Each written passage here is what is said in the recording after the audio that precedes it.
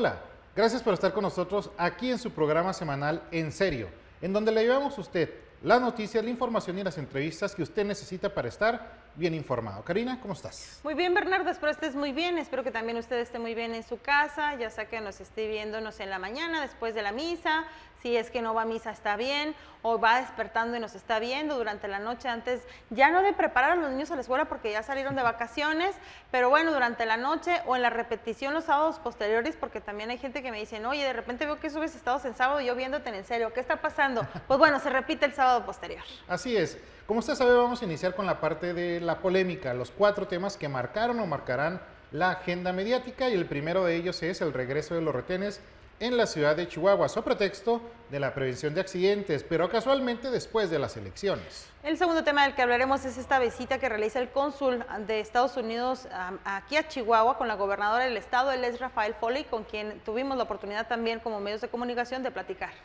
Como tema número 3, Claudia Sheinbaum mete la reversa y va a regresar las estancias infantiles, lo cual por supuesto es alentador, y más que este programa va a iniciarlo la presidenta, y una vez que tome ya protesta, en Ciudad Juárez. Y bueno, esta semana se da a conocer otra parte del gabinete que estará acompañando a la actual presidenta electa Claudia Sheinbaum. En la función pública llama la atención que no estará Javier Corral. En el segmento de entrevista nos acompañará Luis Villegas Montes, él es especialista en materia electoral, analista editorialista y actualmente magistrado del Tribunal Superior de Justicia. Viene a platicarnos de esta reforma que buscan hacer a nivel federal, en donde, entre otras cosas, quieren que los jueces sean electos mediante voto popular. Y en la segunda entrevista tendremos a la doctora Wendy Ávila, especialista en medicina familiar del IMSS Chihuahua, donde viene a hablarnos de un tema sumamente importante como es la diabetes, la parte de la prevención y la atención a esta enfermedad crónico-degenerativa. Será un programa muy interesante para que usted nos acompañe durante los próximos 56 minutos, donde hablaremos en serio como usted lo merece. Quédese con nosotros. Comenzamos.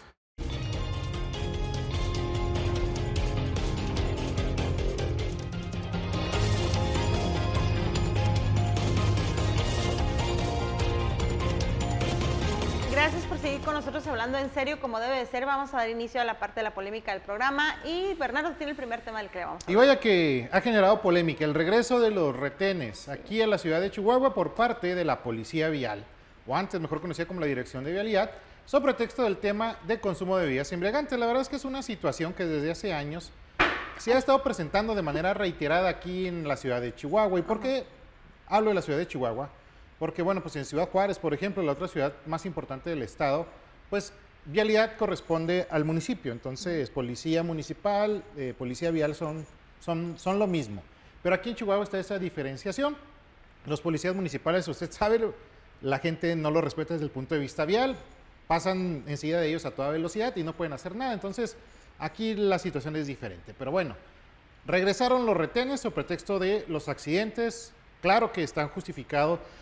Claro que es una realidad que existe una problemática y claro que no se debe manejar con el consumo del alcohol, pero aquí la gran pregunta es, Karina, ¿por qué lo hicieron después de las elecciones? Si tanto interesa la salud de los chihuahuenses y si es la prioridad, ¿por qué se esperaron casualmente a que pasaran las elecciones para que regresaran estos retos? Pues porque son decisiones que tiene que tomar la autoridad que no le beneficia o no le gusta a las masas. Mira, ¿por qué? Y a eso se tiene que acostumbrar a alguien que es autoridad, a tomar decisiones que tal vez en el momento no les van a traer muchos adeptos, pero como siempre se está pensando desde el gobierno en las próximas elecciones, por eso es que no se divide una cosa de la otra. A lo que voy también yo aquí en esta parte, y por eso mi emoji, es a la doble moral que tenemos los ciudadanos. Mientras unos estamos exigiendo, tenemos cantidad de denuncias así, aquí de pongan más retenes, que vuelvan los que andan en motocicleta, pero cuando ya se va a poner, entonces está otra parte de ese pueblo que dice, pero nos vamos a volver a organizar en los grupos de WhatsApp o en los grupos de Facebook para avisarnos donde hay un retén. Es esa doble moral que también tenemos, es como de ayúdanos a que se controle y pobrecita la gente que se está muriendo, pero cuando nos dicen el cómo, no nos gusta. Sí, segundo tema, Karina. Te dije más que la verdad y por eso te sonreíste. Bueno, pues el segundo tema es la visita del cónsul de Estados Unidos a Chihuahua. Esta semana, al finalizar la semana, estuvo con la mandataria estatal, Rafael Foley, que estuvo, sobre todo se dio a conocer que la plática que se tuvo es en gran medida con el tema de migración, de seguridad, estuvo como quien dice todo el gabinete de seguridad estatal acompañando a la gobernadora del estado, se le permite o él permite unas palabras al momento de salir obviamente de esa reunión y la verdad es que por lo menos su español es súper fluido y aparte es muy amable con los medios de comunicación, que esa parte yo creo que también les toca a algunos funcionarios locales aprenderle, a quien le maneja su área de comunicación social, porque incluso salieron pidiendo disculpas porque no habían podido atenderlos al inicio y finalmente sale y da a conocer sobre todo de qué se habló.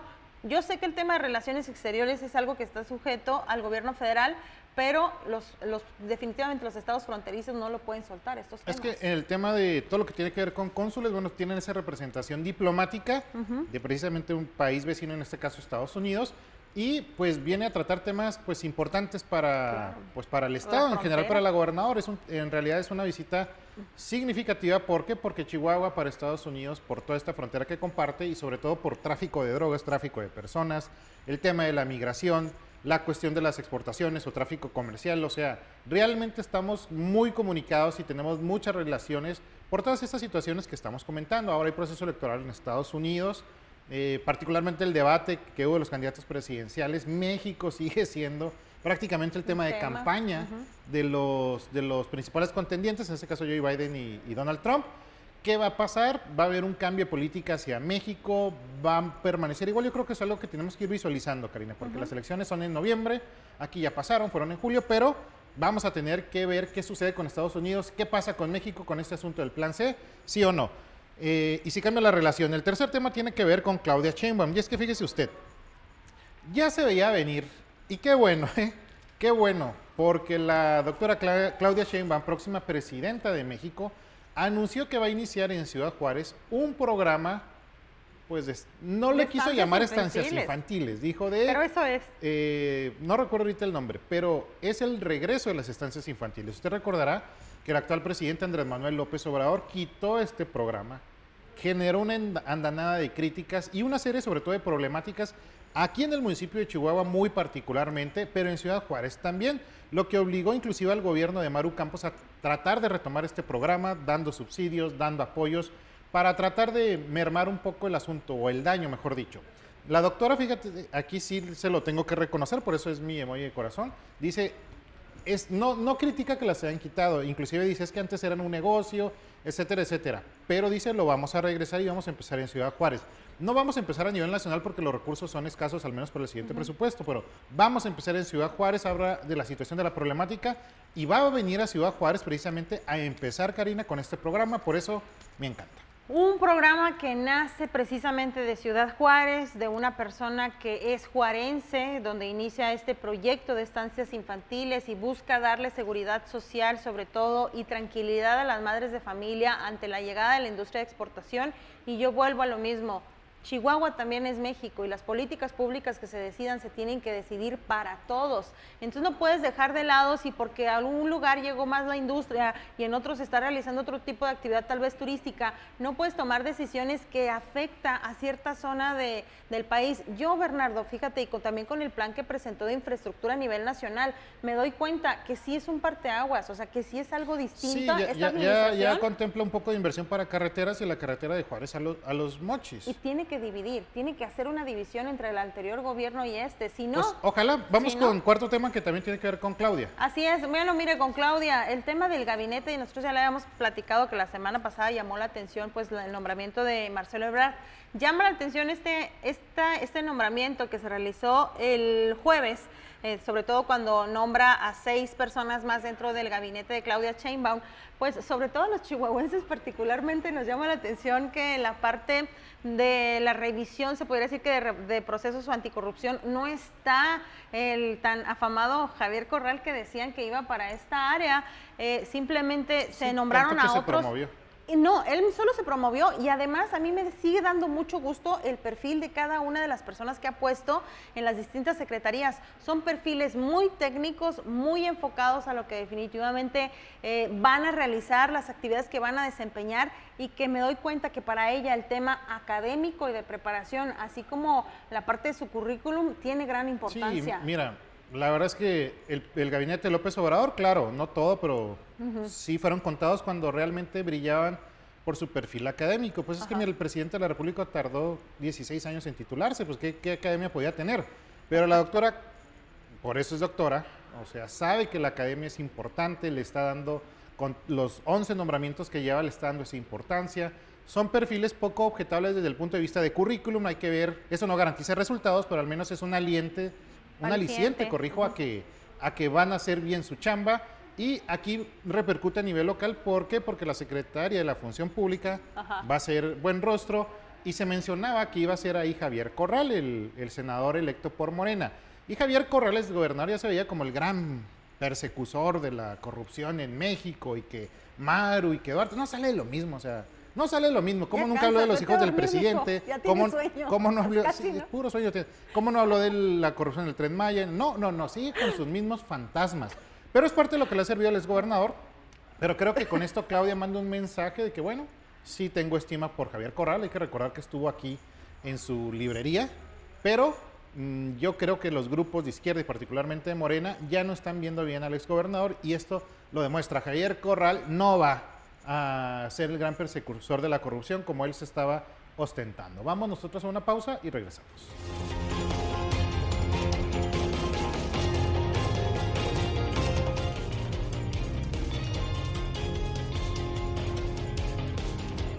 Seguimos hablando en serio aquí en Canal 44, como cada semana, presentándole a usted a los actores políticos y sociales que están en la toma de decisiones. Estamos ya prácticamente un mes después del 2 de junio, de las elecciones, de los resultados, y bueno, de finalmente cómo se integran las cámaras, tanto a nivel federal como a nivel local. Y han surgido muchos temas, porque siguen surgiendo muchas dudas, seguimos cuestionándonos como ciudadanos la idoneidad de las reformas que se están planteando, y particularmente hay una que ha estado en los medios de comunicación últimamente, inclusive ya iniciaron los foros esta semana, para ver qué es lo que van a hacer, es la referente al Poder Judicial Federal.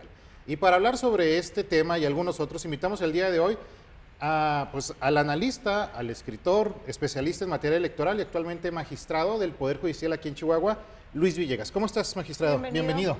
Gracias por la invitación, contento de estar aquí como siempre. Al contrario, Luis, gracias por aceptar la invitación, y empezamos con este tema. Hubo ya esta semana un foro en donde se está planteando la reforma al Poder Judicial Federal, en el denominado Plan C, en donde se estriban una serie de cambios importantes al Poder Judicial Federal, y particularmente lo que más se ha mediatizado, el tema de la elección de jueces vía voto popular. En primer término, tú como integrante del Poder Judicial a nivel Chihuahua, ¿cuál es el sentir de esta reforma y cómo la visualiza? Bueno, voy a hablar a título personal porque las opiniones están divididas. Okay. En este momento que estamos platicando ya hay jueces y magistrados, tanto federales como locales, que están viendo cómo se acomodan, que están viendo cómo pactan con Morena, que están viendo a ver qué sigue para acomodarse en este proceso por venir. Y digo proceso por venir porque, bueno, creo que el anuncio es contundente. Esto de los foros en realidad están maquillando una decisión ya tomada. El presidente ha sido particularmente insistente. Ya vimos cómo la candidata triunfadora ya se pandeó, habló ella de cierta mesura, y después de comer con el presidente salió a declarar que efectivamente había que sacar la reforma en sus términos. El hecho de que se insista que tiene que ocurrir en el mes de septiembre próximo evidencia esta falta de disposición al diálogo, pues lo único que están haciendo es maquillar una decisión que ya está tomada. El hecho de que una reforma de esta calado, de esta trascendencia, estés diciendo ya la vamos a aprobar en septiembre, es una muestra de que no hay voluntad auténtica de diálogo. ¿Por qué? Porque no hay forma de que una reforma de esta magnitud se pueda resolver sobre las rodillas. Y digo esto porque pareciera que es el mismo Congreso, pero no, fíjate el absurdo. Estás este Congreso que son otros legisladores, otros senadores, otros diputados. Habrá quien repita, sí, pero no sabemos ni quién, ni cuándo, ni cómo, ni dónde, porque no lo sabemos. Entonces, es una simulación brutal. ¿Cuándo tendrían que empezar estos diálogos? Cuando se instale la nueva legislatura, pues la que va a resolver es la nueva legislatura. Cualquier cosa que hicieran ustedes, suponiendo que este fuera el último programa, ustedes todo lo que hicieran aquí es irrelevante si van a venir otros presentadores y otros anfitriones. No tiene sentido, es absurdo. Entonces, el solo hecho de cómo lo están haciendo es una prueba fehaciente y no me puedes decir es que es el mismo órgano, el Congreso de la Unión. No es cierto. Las personas físicas que le integran, sus criterios, su manera de pensar, su manera de resolver los problemas, su manera de enfrentarlos es distinta, de tal suerte que quien tendría que hacer este ejercicio de consulta, si no fuera una simulación, tendría que ser la siguiente legislatura. Claro. Esto que dices tú que acaba de arrancar es la mejor prueba de que es una simulación. Luis, no obstante, las personas que nos están viendo, pues se les ha manejado un discurso insistente de hace muchos años, corrupción en el Poder Judicial, ineficiencia, nepotismo, y entonces se les plantea como si esta reforma fuera la solución a esos problemas. Pero en sí, ¿cuáles son los riesgos que existe de impulsar una reforma como el Plan C al Poder Judicial, que es lo que están buscando? Yo me niego a hacer una generalización. Creo que como en cualquier institución humana, primero es perfectible, definitivamente. Dos, claro que la Administración de Justicia, como todo en este país, tiene problemas. Todo en este país, no estamos hablando nada más del Poder Judicial. Tiene serios problemas. Pero precisamente el cambio legislativo para procurar cambiar esas dinámicas y volver a esquemas que sean más beneficiosos para la ciudadanía, tendría que ser un tema muy meditado. Se ha dicho, porque a lo largo de la iniciativa se repite la expresión corrupción, se repiten varias cuestiones. Hay que pensar algo muy sencillo, yo lo planteaba esta semana en el editorial. ¿Qué estará pensando un juez que le falta un año para reelegirse o para intentar reelegirse, o que le falten 2 años? Es un aliciente perverso. En vez de estar pensando en administrar justicia, porque yo siempre lo he dicho, parte de que haya corrupción en México es que no hay carrera administrativa, no hay servicio civil de carrera.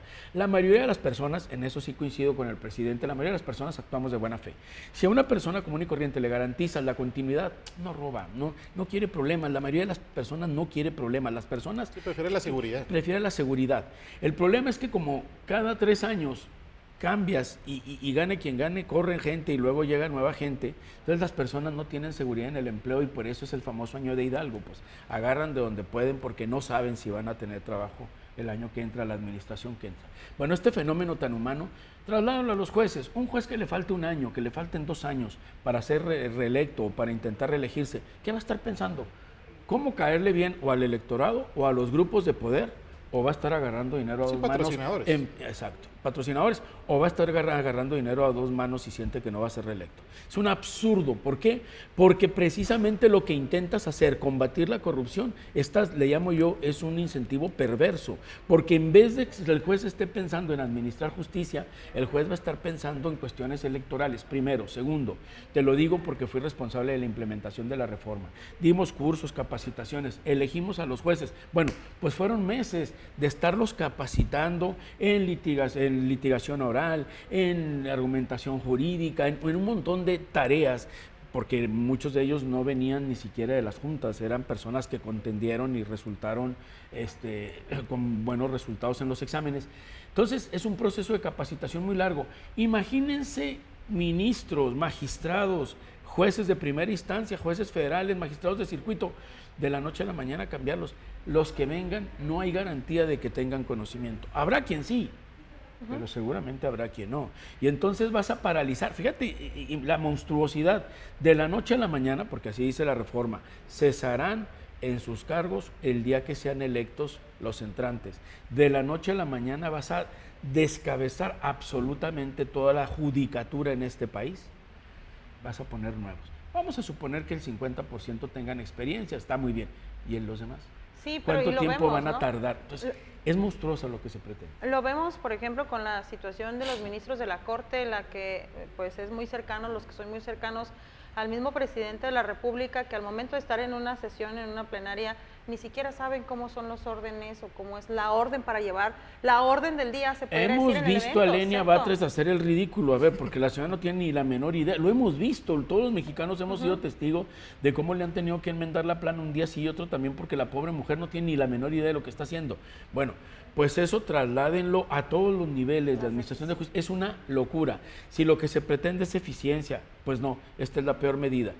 Yo no estoy de acuerdo en lo absoluto, insisto, creo que es un aliciente perverso, creo que atenta contra la inamovilidad que debería de ser una garantía en el ejercicio de la judicatura, pero eventualmente si una locura de estas pudiera prosperar, pues lo que tendría que hacer es que fuera gradual. Y entonces sí, el que va terminando superior, porque ahí les va otro problema. Se ha minimizado, pero a ver, ¿qué pasa? Vamos a poner de ejemplo a la presidenta del Tribunal Superior de Justicia de aquí de Chihuahua. Miriam desde toda su vida ha estado en la judicatura, como actuario, como secretaria, como auxiliar, como juez. Se la sabe. Como MP. Pero ha estado toda su vida ahí. ¿Cómo su plan de vida llegas como si fuera una maceta y la cambias de lugar? ¿Qué pasa con su experiencia? ¿Qué pasa con esa vida entregada al Poder Judicial? Porque tienes derecho, digo, eso es un sistema de seguridad social. Tú después de desempeñarte durante un tiempo en cualquier labor, tienes derecho a una pensión, a una jubilación. ¿Por qué les vas a desconocer ese derecho?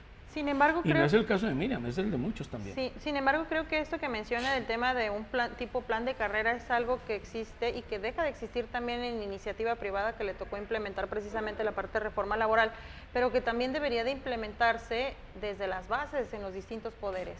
Claro. Porque no existe, realmente no existe. Existen los sindicatos, pero no existen en muchos poderes y se sigue dando a conveniencia de tal vez quien está dirigiendo. Lo vemos así, vuelvo al tema de los ministros de la Corte, vuelvo así a incluso muchos puestos políticos que no es un tema de meritocracia, sino un tema de capacidades, de aptitudes y actitudes que deberían de ser medidas por expertos.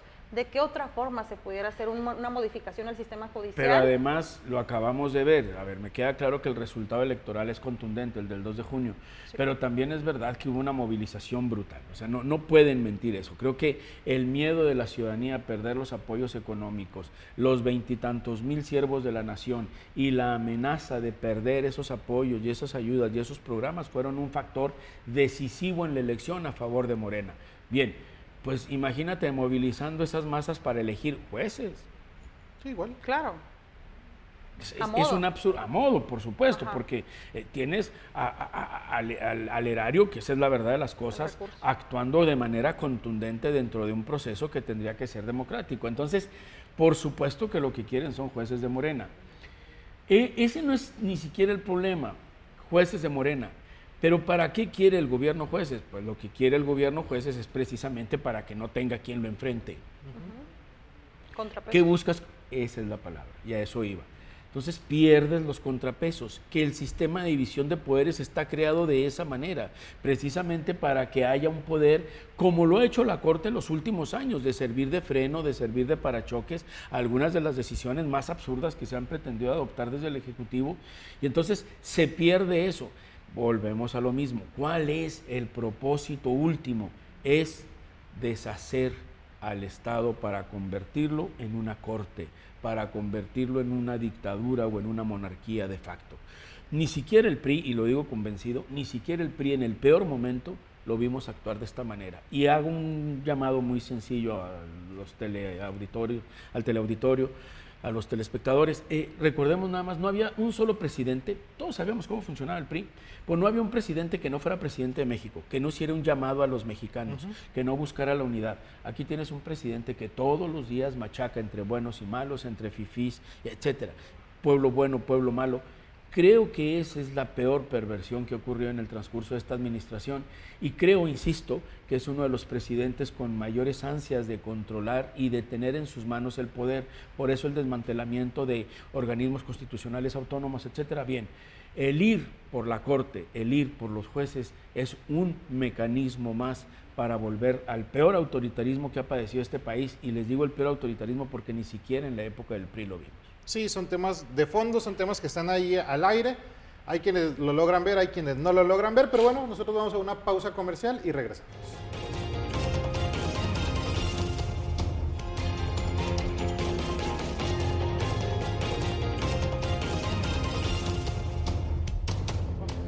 Gracias por seguir con nosotros aquí en Canal 44. Estamos con el magistrado Luis Villegas Montes, comentarista, analista, especialista en materia electoral, sobre este asunto que está ahorita en los medios, la reforma al Poder Judicial. Luis, bueno, como abogado, como magistrado, existe precisamente al día de hoy, a un mes de la elección, pues esta ola como con mucha fuerza de que viene el plan C, de que viene con todo y que lo van a ejecutar. Pero bueno, de manera paralela vienen nombramientos de Claudia Sheinbaum y como que se visualiza, o al menos así lo comentan algunos, que va a tener que llegar un momento en el que va a tener que marcar un parteaguas con López Obrador una vez que asuma la presidencia de la República. Lo comento por lo siguiente: si bien es cierto, en septiembre se quiere impulsar la reforma al Poder Judicial, la van a sacar fast track, la van a votar, finalmente también pues va a ser impugnable, puede ser recurrible y se va a tener que discutir. Se puede alargar y se puede aplazar. La verdad de las cosas es que hasta el día de hoy existen mecanismos que lo permiten. Déjame decirte, al principio del programa decía yo que hablaba a título personal, porque yo en este momento estoy trabajando en una controversia. Estamos viendo la viabilidad de que se presente la controversia por parte del Poder Judicial de Chihuahua y ahorita en este momento lo que estamos buscando son aliados. Okay. Aliados entre los magistrados, aliados en la judicatura, entre los magistrados, entre los jueces, eventualmente dentro de los propios ministros que quisieran actuar. Estamos buscando especialistas de derecho internacional que precisamente estén habituados a moverse en ese tipo de instancias, que precisamente nos puedan servir como patronos, como que litiguen, ¿verdad?, a favor de quienes estamos en contra de la reforma. Yo lo he dicho públicamente, pero insisto, lo hablo a título personal porque sé de cierto que hay compañeros que ya han manifestado su anuencia, que ya han manifestado su conformidad con esto que viene y su claro apoyo a la reforma. Entonces, la verdad es que estamos buscando aliados, que formemos un gran frente y que, valga la redundancia, le hagamos frente a esto que viene a través de los mecanismos legales. Existen algunos mecanismos. Primero, existe el amparo. Creo que hay una serie, insisto, de violaciones evidentes a la esfera de derechos humanos de los juzgadores, básicamente por lo que tiene que ver con la seguridad social.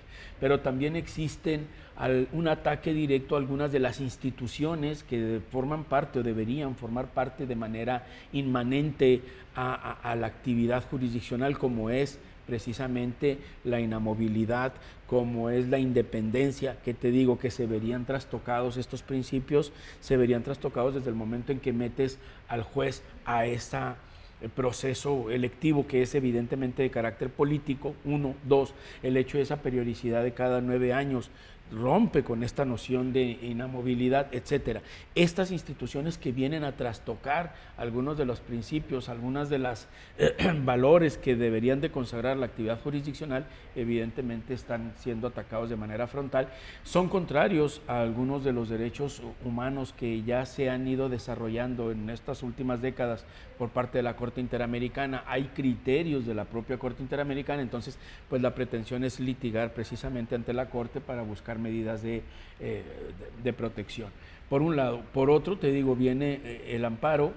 Hay un amparo que ha habido un criterio de la Corte que no necesitas consumar el acto.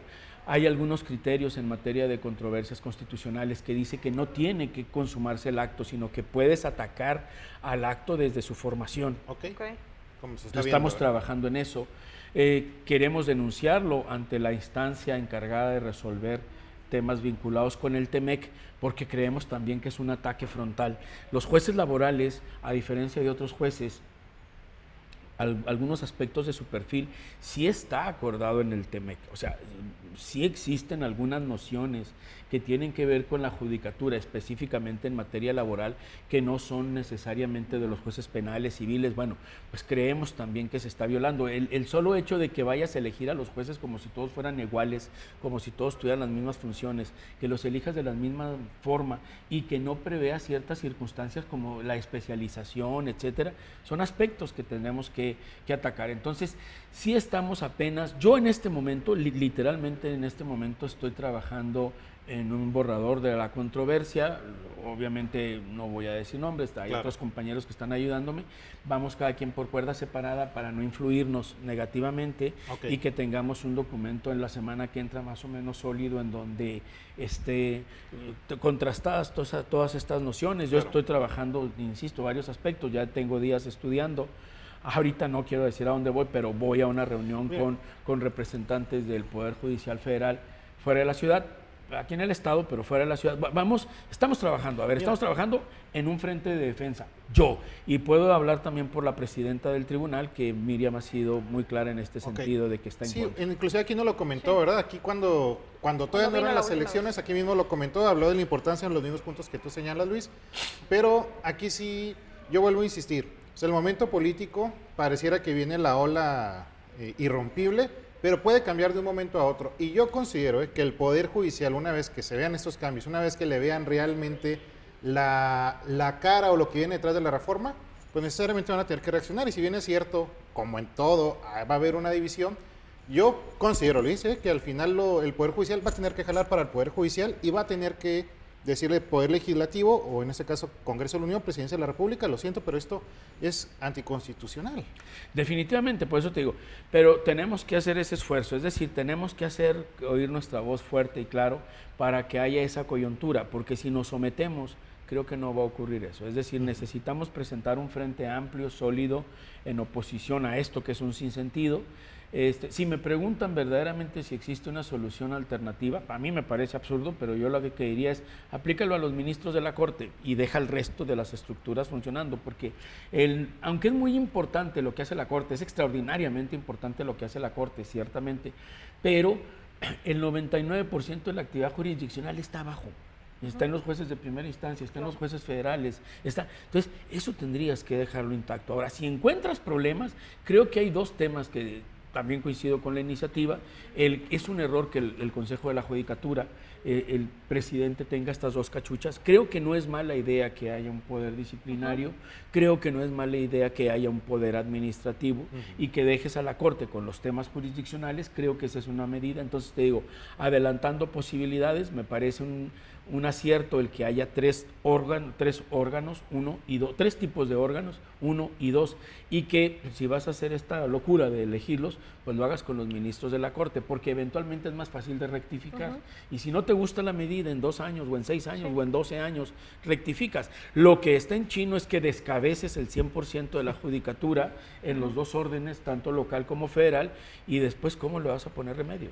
Yo me quiero ir mucho, pero al tema del discurso, en esta pregunta y sobre todo en este planteamiento, ¿cómo hacerle desde el Poder Judicial o las distintas personas que están al frente de un poder ante un discurso que resulta mesiánico, ante una situación en donde se ha generado este odio y polarización, lo hablábamos fuera de cuadro, ante una situación en donde muchos de los mexicanos ya ni siquiera alcanzan, no todos, pero muchos alcanzan a visorar esta situación de preferimos que sean otros, no nos importa, incluso con esta parte del pueblo bueno y sabio que vota por condiciones o cuestiones que no tenemos la más remota idea, por ejemplo el Tren Maya, la situación del aeropuerto. ¿Yo con qué criterio, si no soy ingeniero en aeronáutica o ingeniero civil o en la parte del impacto ambiental, voy a votar por algo de lo que desconozco? ¿Por qué y cómo hacerle para poder tener esos argumentos sólidos ante la academia? Y que a final de cuentas el grupo del que se está rodeando la doctora es grupo de académicos, como que contrasta mucho, ¿no? Sí, la verdad de las cosas es que, bueno, acabas de decir algo fundamental. El presidente ha minimizado, lo dijo al inicio, que era muy fácil extraer petróleo, que era muy fácil gobernar. No puedes minimizar. Les digo esto, nada más los alemanes ya estaban pensando, y son los pioneros en la administración pública, en 1800, para cómo hacer para separar la política de la administración. Y eso es uno de los grandes temas y uno de los grandes retos, no de México, ni de América Latina, del mundo. Es decir, mantener separada la administración del factor político.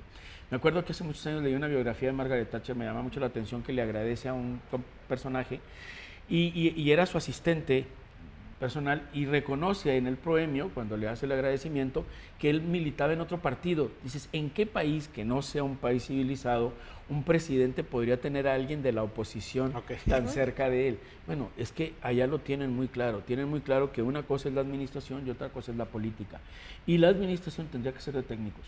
La administración tendría que ser de especialistas, y la administración no tendría que estar sujeta a vaivenes de carácter político.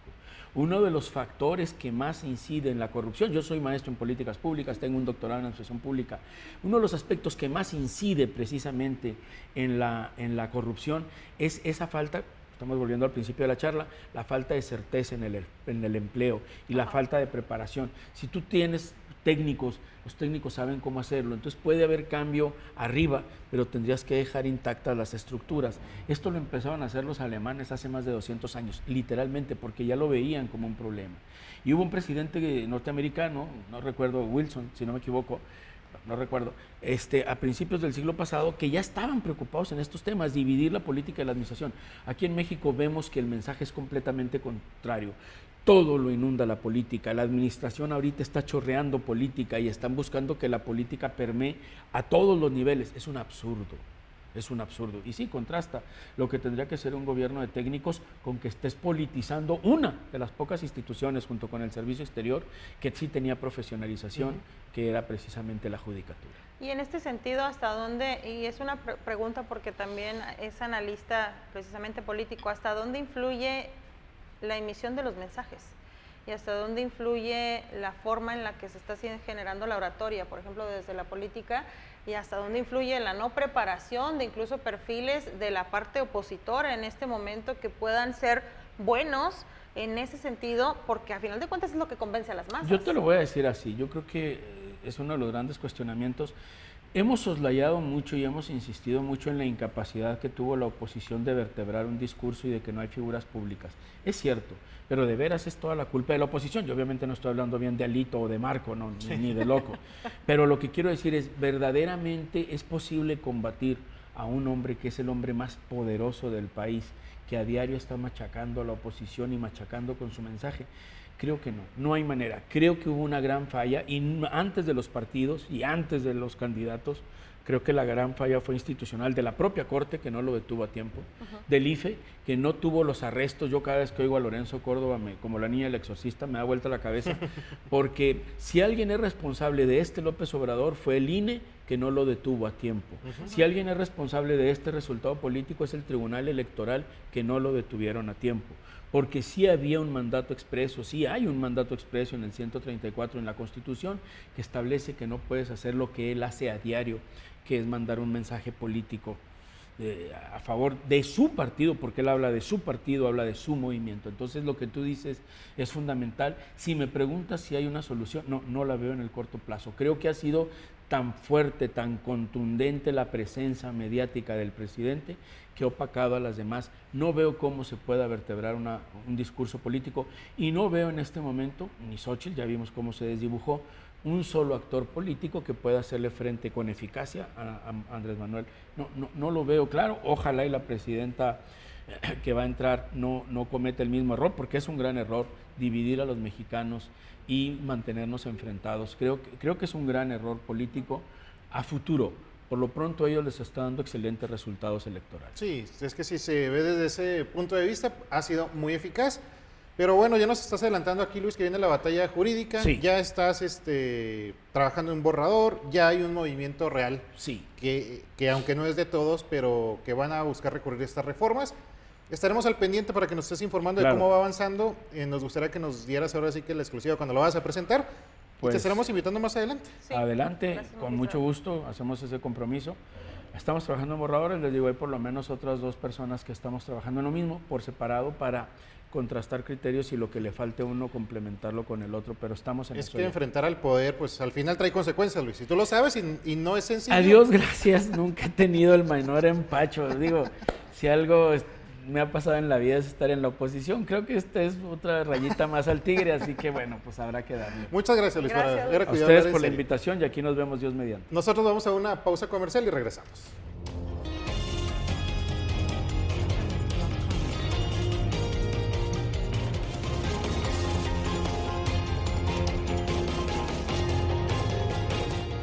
Gracias por seguir con nosotros aquí en Canal 44, hablando en serio como usted lo merece y como lo hemos hecho desde que pasaron las elecciones, ahora sí tratándole de presentar un tema diverso. Coincidimos con el magistrado en el sentido de que se está politizando todo, que quieren llevar la política ya no solo a un tema de los partidos políticos y el poder ejecutivo, sino también en el poder judicial, pero finalmente pues la vida sigue y los problemas y las problemáticas siguen y una problemática real y que nos afecta muchas veces más allá de un tema de salud, más allá que un tema político, pues es lo que nos motivó a invitar el día de hoy a la doctora Wendy Ávila. Ella es integrante del Instituto Mexicano del Seguro Social y nos viene a platicar de un tema, insisto, muy importante como lo es la diabetes. ¿Cómo estás, doctora? Bienvenida en primer término. Gracias por la invitación. Siempre es un gusto estar aquí y sobre todo poder llegar a la audiencia y explicarles un poquito sobre lo que es la diabetes. Claro. Doctora, antes de iniciar, lo platicamos aquí, bueno, pues te tocó encabezar estos esfuerzos del tema de la pandemia, te vimos en muchas conferencias de prensa y bueno, pues ahora regresas, le digo yo, al tema de los medios de comunicación con este tema importante, la diabetes. Sabemos que en México particularmente es un problema de salud grave, es un problema no solo que genera miles de muertes, sino que también una disminución en la calidad de vida muy importante, y son cuestiones que se tienen o que en muchas de las ocasiones se pueden prevenir. ¿Qué tan grave es la problemática aquí en Chihuahua y qué debemos de hacer para las personas que nos están viendo? Uno, vamos en primer término para evitar caer en esta enfermedad. Ok, acabas de decir algo muy importante, son muertes evitables, ¿sí? La diabetes es una enfermedad que nos trata como nosotros la tratamos, y eso es muy importante entenderlo. Primero, las personas que no tienen o no tenemos diabetes, lo importante que debemos de saber es en que todas las unidades de medicina familiar del Instituto Mexicano del Seguro Social contamos con el área de medicina preventiva. Medicina preventiva busca el hecho de un diagnóstico oportuno, y la gente es muy importante que acuda a esas unidades. No solamente el área de medicina preventiva busca el diagnosticar la diabetes a tiempo, también se encarga de checar lo que es la presión para ver si no hay una enfermedad que es hipertensión. También obviamente se encarga de la mamografía, de lo que es Papá Nicolau y muchas cuestiones más que hace medicina preventiva. Eso es muy importante, acudir a las unidades a buscar lo que es las acciones preventivas. Bueno, y la persona ya llega y le van a hacer una prueba rápida en lo que conocemos en el pulgar, y esa es la primera parte, por decirlo de alguna manera. Después de esto ya buscamos el hecho si la persona tiene posibilidades de tener diabetes, o como es conocido como prediabetes, o si ya tenemos el diagnóstico de diabetes. Ahora, si tenemos el diagnóstico de una prediabetes, muchas personas pues a lo mejor se deprimen, a lo mejor tienen, pero para mí yo podría catalogarlo como es una oportunidad de no tener diabetes. Si una persona se le diagnostica que tiene grandes posibilidades de tener diabetes, o esto que es la prediabetes, le están dando una oportunidad de que al cuidarse no va a tenerla. No la desarrolle. No la desarrolle. Doctora, aquí hago un paréntesis para decir que, bueno, finalmente el tema de las redes sociales nos ayuda para estar muy informado en muchas cosas y muy desinformado en otras, pero por ejemplo en el tema de la diabetes, el mismo cuerpo va dando señales. Digo, lo ideal es que vayan, me queda claro, a la clínica para hacer la prueba, pero alguien que nos está viendo, que no tiene tiempo, que no tiene idea o que ni se imagina, puede desarrollar algunas características físicas que pueden estar alertando el desarrollo de la enfermedad. Platícanos para que las personas que nos están viendo la tomen en cuenta. Los síntomas principales son baja de peso, sin que exista una dieta, sin que exista algún motivo de otra índole, es baja de peso. Es mucha sed, mucha sed, pero que no sacia al momento de estar consumiendo agua.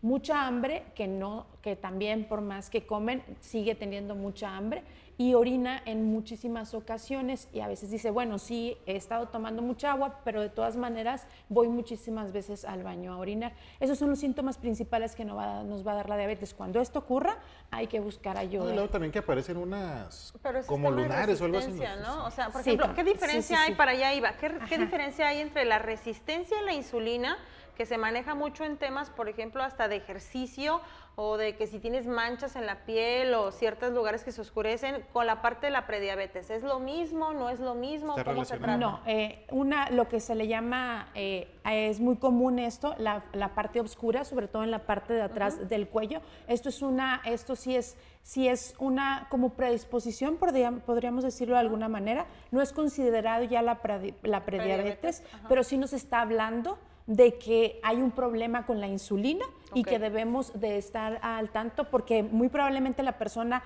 o ya la desarrolló o la puede llegar a desarrollar, pero es muy importante, esto sí es importante que la gente lo conozca, que es momento de buscar ayuda, pero eso ya no es considerado como tal, pero sí entra como de los signos de alarma de que tengo que buscar ayuda. Y es que te lo digo como mujer, digo, y aparte en cierta edad que ya voy llegando a los 40, que también te van diciendo, oye, y es que es importante que por los cambios, pareciera que cada vez que cumplimos como los 10, ¿no? Los 20, 30, 40, 50, que tienes que hacer otros cambios en tu estilo de vida. Y me toca ver con un estilo de vida de ejercicio, que incluso hay personas que buscan la forma de bajar de peso, y cuando terminan de analizar temas de glucosa, que no, esa parte creo que también es sumamente importante, de esta ola que existe como de healthy life, o sea, de vida saludable, de no dejarse guiar nada más por ciertas dietas o medicamentos o suplementos que te llegan a suministrar en un gimnasio y que te terminan modificando hasta temas hormonales, tiroides, y problemas definitivamente con la glucosa muy fuerte. ¿Qué le puedes decir, por ejemplo, a aquellos que sí hacen un ejercicio pero que tal vez se meten al cuerpo cosas que no debía. Que acudan con un médico. Que acudan con un médico, con una persona totalmente capacitada para que les explique qué es lo sano. Okay. Eso es lo más importante, qué es lo sano, porque nos podemos ir con mucho producto milagro, ¿sí? Que eso nos puede ocasionar muchos problemas de salud. Y aquí también lo importante mencionar que es cuando la persona ya tiene diabetes, las complicaciones de diabetes son las que van a llevar a la muerte. La persona no se va a morir en sí de una, pero cada minuto que mi organismo tiene una azúcar alta, una glucosa alta, me está dañando un órgano. Sí. ¿Qué órgano puede ser? ¿Cuáles son los más dañados? El corazón y nos lleva a un infarto. El riñón y nos lleva a una insuficiencia renal que la verdad tiene que terminar en diálisis o en hemodiálisis y después nos lleva a la muerte, o el problema cardíaco también nos lleva a la muerte. La vista, las personas se quedan ciegas. La dentadura, las amputaciones también, el que una persona... Entonces hay que evitar llegar a esos extremos. Se supone que los países primermundistas buscan siempre la prevención. Claro. No en sí, no tenemos que buscar tanto la curación, ¿sí? Sino la prevención. Entonces hay que prevenir todo este tipo, y lo que decía ahorita, la diabetes nos va a tratar como nosotros la tratemos. Claro. Si diariamente estoy consumiendo alimentos que tienen un alto índice glucémico, o en sí tienen la propia glucosa, cada segundo que yo consuma eso, me va a causar Oye, doctora, nos vamos a quedar cortos porque se me dieron muchas preguntas. Eso que comentaba Karina es cierto. Muchas personas, estos gimnasios se mantienen, muchos gimnasios en Chihuahua se mantienen llenos y luego van y dicen, voy a pedirle la dieta al entrenador, cuando el entrenador no es ni nutriólogo, ni es el especialista, ni nada, ¿verdad? Y cometen el error de hacerle caso a la dieta que les pasa el entrenador. Pero esto nos lleva a otro asunto que tú lo visualizaste o lo abordaste un poco, el tema de la alimentación. Sí. O sea, pero aquí en México, digo, yo sé que no es un tema que le corresponde al IMSS, pero pues vemos que el tema del azúcar está en todos lados. Bebidas azucaradas y luego los jugos que también de sanos no tienen nada. Y muchas personas creen que están comiendo de una manera adecuada cuando están comiendo mal. Y aquí quiero abordar, por eso decía que nos vamos a quedar cortos, con el tema de los niños. O sea, ¿qué tanto se les está haciendo daño a un niño, por ejemplo, al estarle dando Coca-Cola, al estarle dando jugos, al estarle dando panes, al estarle dando... Pues, galletas que lo vemos y pues está normal de una soda y una galleta. Eso es también educación. Lo estamos educando a que tenga en su futuro y desarrolle este tipo de enfermedades crónico-degenerativas. Recordemos que México es uno de los primeros lugares a nivel mundial de obesidad en niños. Y esto es ocasionado gracias a la educación que le estamos dando a nuestros niños. Y sí, el niño no tiene por qué tomar refrescos, el niño no tiene por qué tomar jugos comerciales, sí, que tienen índices glucémicos muy altos. Entonces, galletas y todo eso. Obviamente lo podemos hacer de una manera no en exceso, a fin de cuentas son niños, pero tenemos que educarlos a que lleven una buena alimentación. Y sobre todo que las personas que ya son también diabéticas aprendan a comer, porque creen que la glucosa, que el azúcar es un pastel o es una golosina, y no solamente eso tiene glucosa. También las harinas tienen glucosa, también las frutas tienen glucosa. Obviamente el índice glucémico de las frutas se divide en alto, medio y bajo. Y, por ejemplo, la manzana es excelente para una persona con diabetes, pero si ya lo cambiamos al plátano, que tiene un índice glucémico más alto, o nos vamos ya a lo que son las pasas, o a lo mejor otro tipo de, la piña tiene un índice glucémico muy alto, y puede ser que una persona diga, no, pues es que yo tengo diabetes, pero consumo mucha piña. Sí, pero la piña también puede subir la glucosa porque su índice glucémico es alto. Entonces, todo esto... Sí, tenemos médicos totalmente capacitados en el IMSS que pueden asesorar a los pacientes. Tenemos el área de nutrición que también puede asesorar a los pacientes. Y por supuesto, ahorita las unidades de medicina familiar, ya tenemos arriba, me atrevo a decir, 80-90% de los médicos que se encuentran en unidades de medicina familiar son médicos especialistas. La mayoría de nuestros médicos son especialistas. Ya no son generales, ok. Ajá, entonces estos médicos especialistas están totalmente capacitados para poder asesorar al paciente de cuándo es el momento de iniciar insulina, cuándo es el momento de que lleve una dieta balanceada por medio del área de nutrición, cuándo es el momento de llevarlo por medio de medicamentos vía oral. O sea, todo eso en los médicos están totalmente capacitados para asesorar al paciente y darle el tratamiento oportuno. Aquí lo importante es que el paciente tiene que hacer lo que le toca. Claro. Sí, pues es que eso es lo complicado. Y escuchándote a ti, bueno, dijiste a lo mejor es la prevención, hay mecanismos, acudan a las clínicas,